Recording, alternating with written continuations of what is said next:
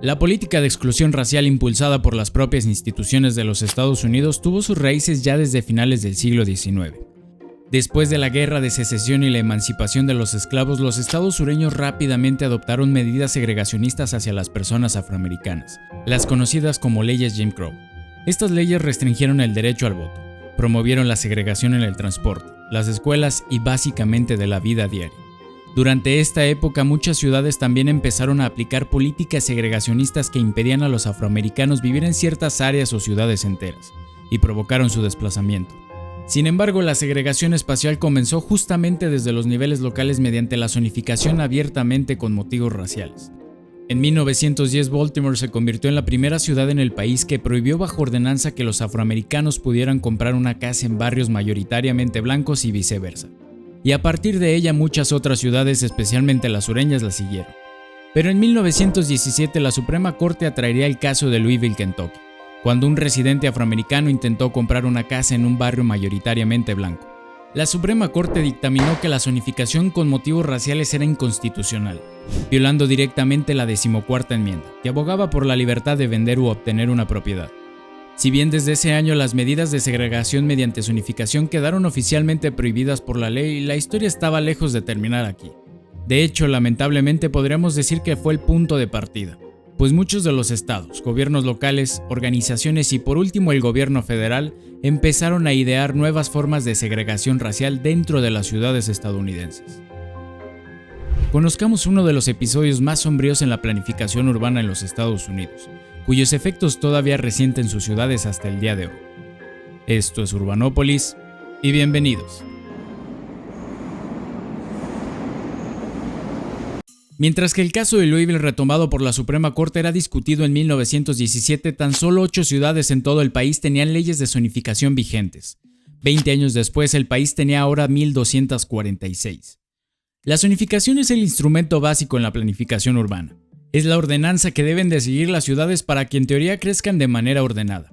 Y su unidad básica es el plano de zonificación, donde se plasman gráficamente estas ordenanzas. Si bien los primeros intentos como la de Nueva York en 1916 se centraban en la seguridad contra incendios y el acceso a la luz natural de los edificios, a partir de la década de 1910 la zonificación en Estados Unidos cambió drásticamente. Esta se enfocó ahora principalmente en los usos permitidos dentro de las ciudades, y se priorizó la protección de las viviendas unifamiliares frente a otros usos menos deseados, como las viviendas multifamiliares. Y esto último es lo importante. Y es que aunque la Suprema Corte había prohibido la utilización de la zonificación como un medio de exclusión en 1917, se buscaron otras maneras de hacerlo en donde los eufemismos fueron muy utilizados. En lugar de excluir explícitamente a las personas por su raza, estas leyes usaron eufemismos como la protección del carácter del barrio, la seguridad y un sinfín de otros más. Sin embargo, el objetivo era el mismo: crear zonas dentro de las ciudades en donde residieran exclusivamente blancos o afroamericanos. Por ejemplo, Atlanta en 1922 explicaba que la zonificación racial era esencial en interés de la paz, el orden y la seguridad públicos, y promoverían el bienestar y la prosperidad. Y zonificó la ciudad en distritos únicamente para residentes blancos que recibían la nomenclatura R1, y distritos de color con la nomenclatura R2. Si bien nuevamente la Suprema Corte declaró inconstitucional ese plan en 1924, la ciudad continuó usando el mapa de zonificación para guiar la planificación durante las siguientes décadas. En ese mismo año, Birmingham, en Alabama, todavía argumentaba que los riesgos a la seguridad eran inminentes si afroamericanos y blancos vivían en los mismos barrios, que la necesidad de mantener el orden debía prevalecer sobre los derechos constitucionales involucrados. En pocas palabras, Birmingham decía que desacataba la decisión de 1917. De hecho, la ciudad continuó zonificando con motivos raciales hasta 1950. Y para 1929, West Palm Beach, en Florida, adoptó su zonificación racial, 12 años después de la decisión de la Suprema Corte. Pero es que también se convirtió en un instrumento de exclusión económica. A finales de la década de 1910, ciudades como San Luis promovieron ordenanzas para reservar barrios de clase media únicamente para la construcción de viviendas unifamiliares, inaccesibles para afroamericanos de bajos ingresos. Este modelo unifamiliar introdujo medidas como tamaños mínimos de viviendas, que encarecían tanto los desarrollos que solo se construían grandes unidades o de lujo, una medida que se hizo más clara con la suburbanización en masa de las ciudades, que veremos un poco más adelante. Con esto, la zonificación tenía ahora dos caras. una desarrollada en parte para evadir la prohibición de la zonificación racialmente explícita mediante otras medidas. La otra intentaba proteger a los barrios medios blancos al permitir un único tipo de vivienda, la unifamiliar. La primera contribuyó a la creación de barrios blancos exclusivos, la segunda al nacimiento de los grandes suburbios estadounidenses.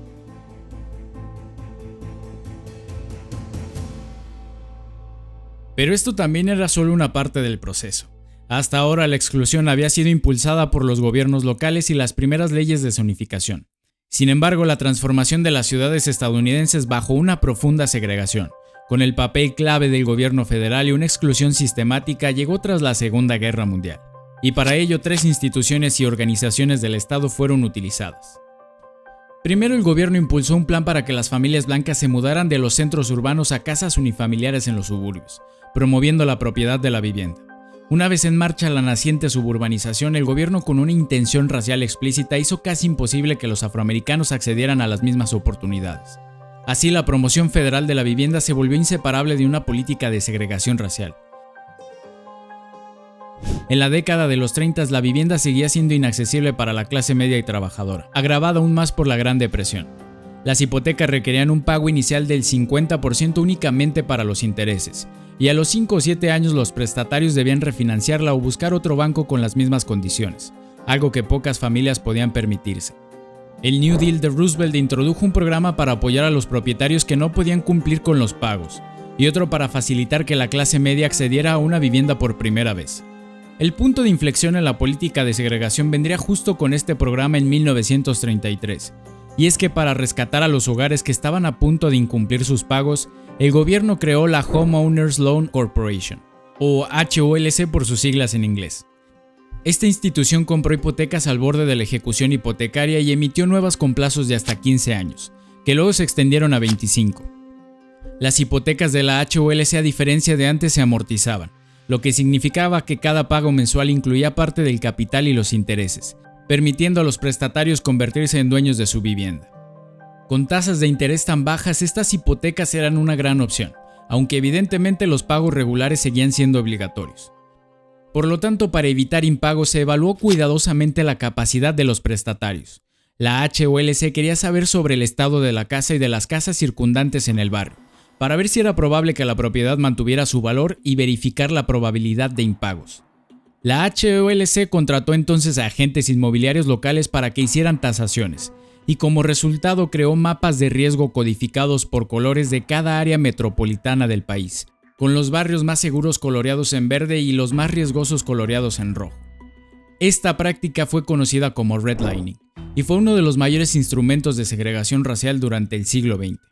El redlining era básicamente la antigua zonificación abiertamente racial de antes de 1917, y es que un barrio casi de manera automática era catalogado con el color rojo si en él vivían afroamericanos, e incluso cualquier otro grupo racial. Aún así fueran sólidos barrios de clase media con casas unifamiliares como aquellos que eran catalogados en verde, pero que en ellos residían blancos. Estos mapas de la HOLC tuvieron un enorme impacto y dejaron constancia de que el gobierno federal consideraba que los afroamericanos representaban un gran riesgo.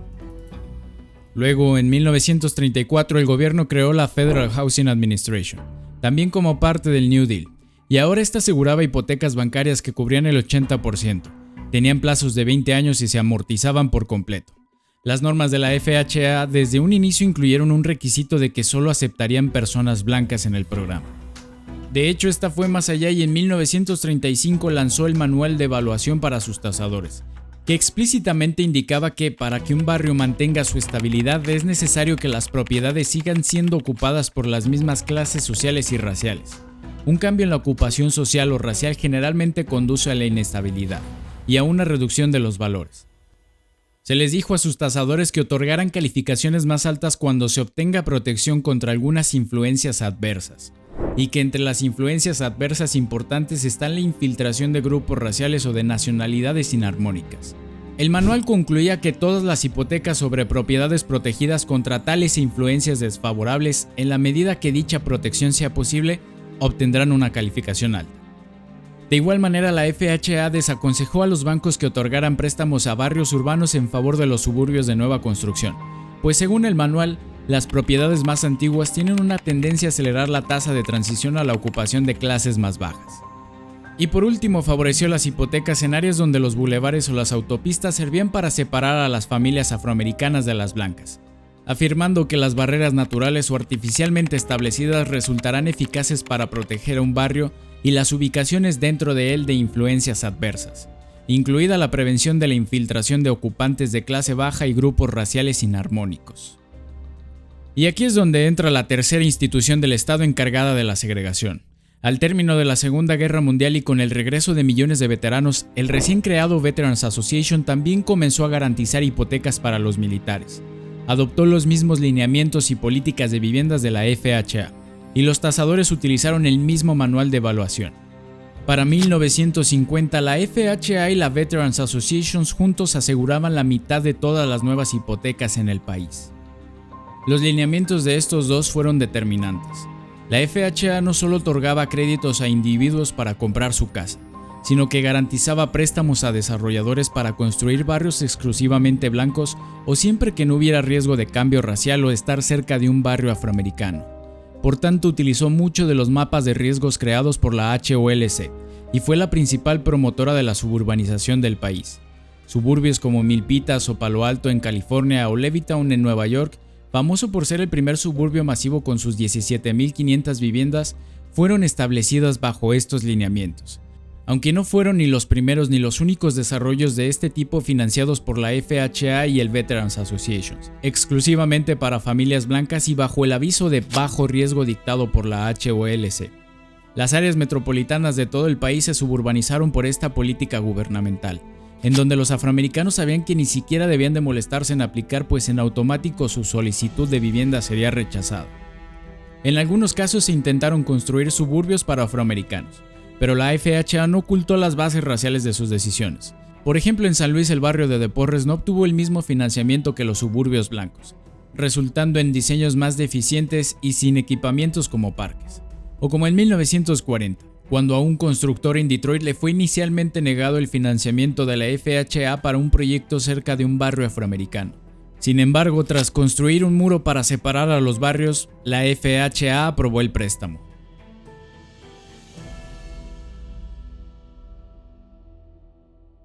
Las tres instituciones definieron el destino de cada área metropolitana estadounidense y sus efectos fueron enormes y diversos. Los mapas de la HOLC fueron determinantes para los barrios afroamericanos. Al definir quién podía pagar y quién no, determinaron el valor de estos. Los barrios en rojo y por tanto afroamericanos se convirtieron en el lugar perfecto para el posterior Plan Nacional de Autopistas de Eisenhower y las renovaciones urbanas, al resultar en adquisiciones de tierras baratísimas y que posteriormente dejaran a barrios enteros entre autopistas y contaminación por el primero, o los hubiera borrado por completo por el segundo. Las áreas clasificadas en rojo también sufrieron una desinversión significativa. La reducción o la falta de servicios públicos, el mantenimiento de infraestructuras o de recursos llevaron entonces a la mala calidad de vida en estos barrios.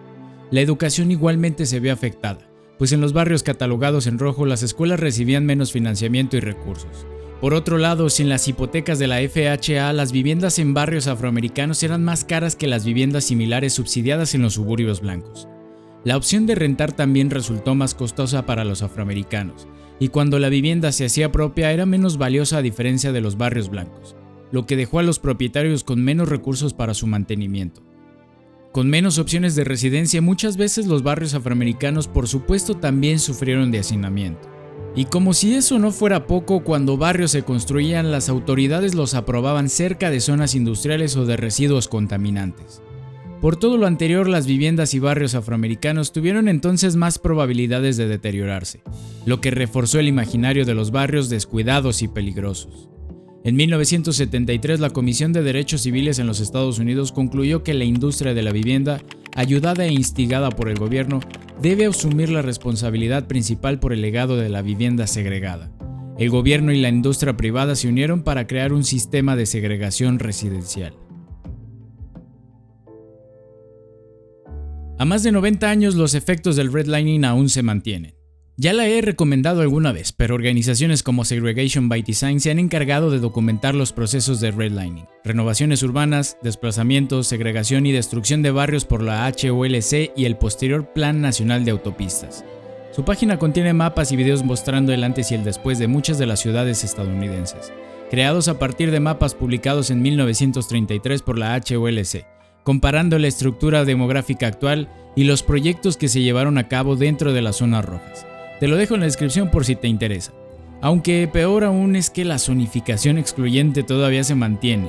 Como hemos visto varias veces en el canal, la zonificación exclusivamente unifamiliar todavía rige fuertemente todas y cada una de las ciudades estadounidenses, lo que se traduce en que es ilegal construir cualquier cosa que no sean viviendas unifamiliares y que prevalezcan los suburbios.